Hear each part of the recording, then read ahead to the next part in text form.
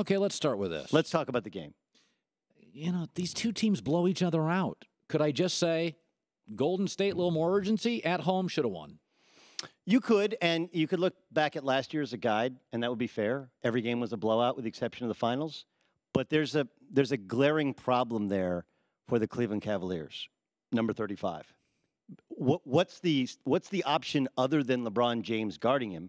And LeBron James doesn't want to guard him. One, he can't. Like at this point in his career, maybe any point in his career, he's never really been a great on-ball defender. That's the most talented offensive player in the league. He's an impossible matchup. He's like 7'1" and he's can shoot. 7 feet tall. He can handle. I mean, he's essentially playing point guard in transition. The reason he was getting these dunks was beautiful game planning by the Golden State Warriors. You run Klay Thompson down one side. You run Steph Curry down the other side. You give the ball to Kevin Durant.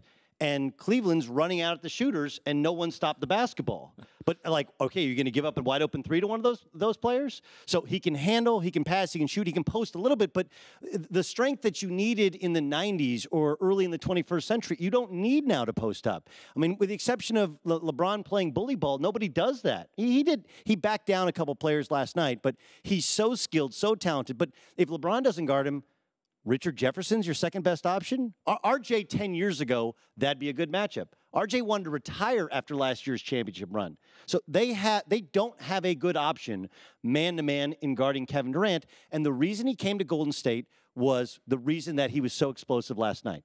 When he played in Oklahoma City, there was always another guy. Andre Robertson's guy, Steven Adams' guy, Enes Kanter's guy. There was always another guy in the lane. So you didn't have to guard him with just one guy. You had help. Right now, there's no one to help off with the Golden State Warriors because you respect Klay and you respect Steph. What would you do if you were Ty Lue this morning? You're watching the tape. What is the one change you would make? I would not guard anybody other than those three guys. And when I mean not guard, it's what they did 2 years ago. The reason Andre Iguodala was the MVP was because they left him alone. They didn't guard him. They didn't respect him. And he made shots, and he did a good job defensively. I'm not guarding Andre Iguodala.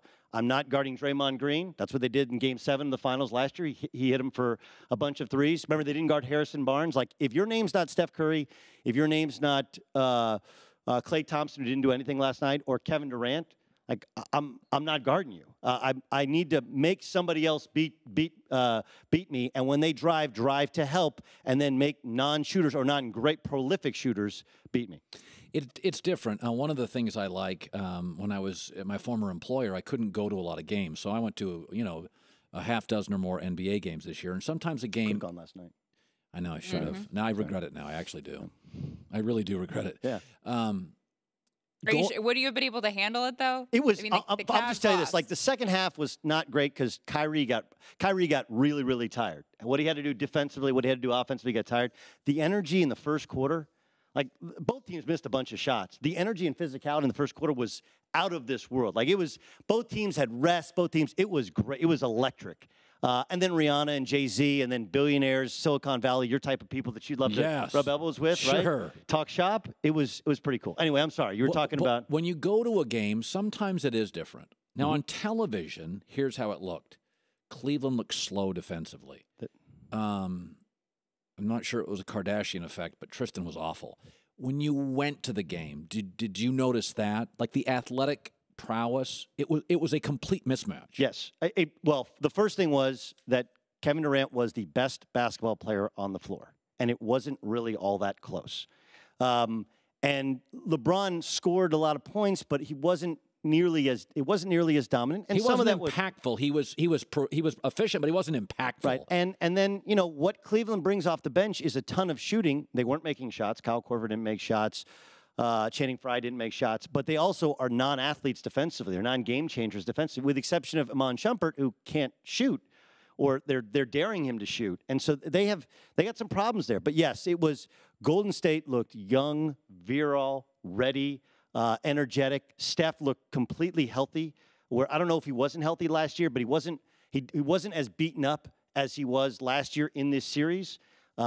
Kevin Durant is such a game changer for them, not just because of the point differential between him and Harrison Barnes and the fact that he's going to make those shots that Harrison Barnes missed, but he's a ball handler, he's a better defender, he's a rebounder. They really dominated the game in the first half with their offensive rebounding, which is the last thing you would expect from the Golden State Warriors, but they did a great job. I thought I thought there was very much a difference in the level of athleticism between the Warriors and the Cavs, at least last night as a snapshot.